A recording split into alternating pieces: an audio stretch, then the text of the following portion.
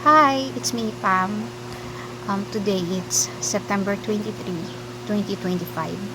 It's already 11:29 in the evening. So, ngayong araw na to, um, unlike yesterday, mas maano siya, mas malakas yung ulan, mas mahangin.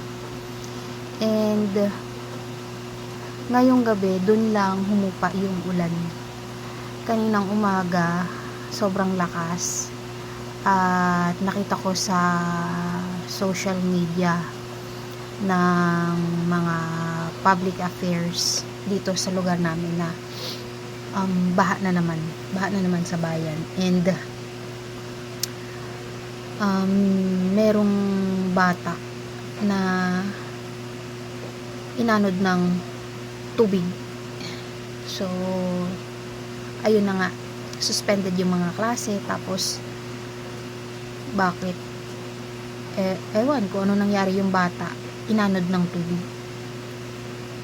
So nananawagan yung mayor namin na sana kapag gantong masama yung panahon and then suspended naman yung mga klase, sana hindi na pinapalabas yung mga bata. Anyway, anong ginawa ko ngayong maghapon? Nung umaga, nag-check ako ng mga profile ko sa workabroad.ph and then sa job bank. Chinek ko yung mga info ko and then nag-check ako ng mga hiring, ng mga possible hiring. And in-update ko na din yung profile ko. So, in-include ko na yung mga ibang certificates ko and mga parang mga license, mga ganun. So, ayun, bago ko matulog ngayong gabi, yun lang yung gagawin ko. So, magbabrowse ako ng mga available jobs kasi nagbabalak ako mag-abroad.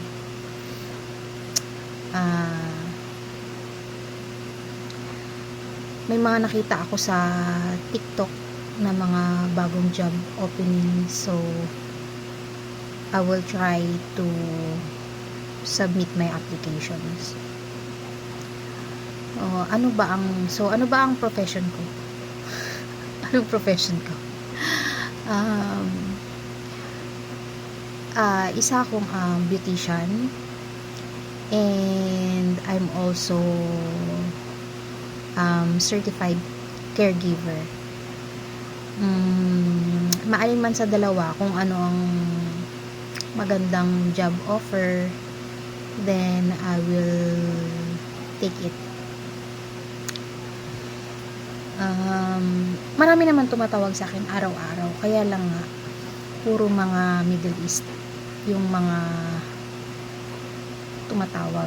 So it's not my, parang hindi naman sa ayaw kung ginajudge ko yung mga taong nagtatrabaho sa Middle East, pero hindi ako komportable na magtrabaho dun sa ganong lugar.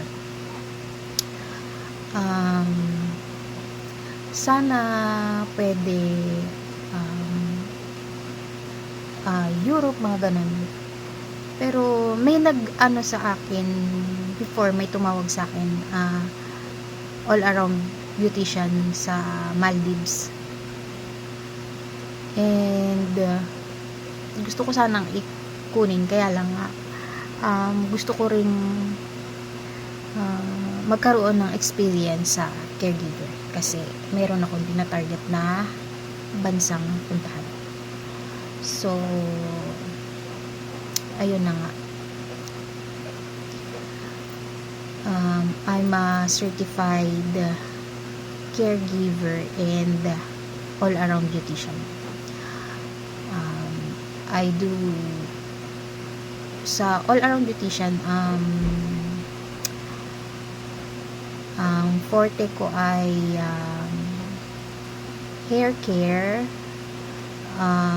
I do hair waxing, eyelash extension, I'm also certified semi-permanent makeup artist. I do eyebrow tattoo, microblading, microshading, and lip pigmentation, lip blush, and BB glow, and warts removal. So, and I also do nails, simple nail design, gel. I do gel polish and soft gel. So ayun yung aking trabaho. And tumatanggap din ako ng mga home service na beauty services. And then for now, on my my work experience include caregiving. So ayun na nga. Anyway, as usual, everyday at 6 o'clock nagtitirik pa rin ng kandila for pasasalamat and for sa lahat ng mga blessings ni God, and pinagdarasal ang protection for the whole family.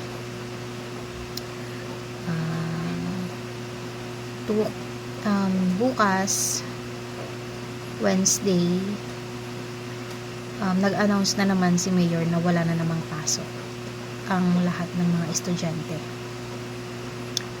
So, masaya na naman ang mga estudyante, malamang. Yun lang yung masasabi ko ngayong araw na to. Yun ang aking ginawa. And ngayong oras na to, 11:37 ng gabi, I'm preparing to go to bed na. Pero magche-check pa rin ako ng mga available na job hiring. So, yun ang aking ginagawa ngayon. So, yun lang. And thank you for watching. Bye!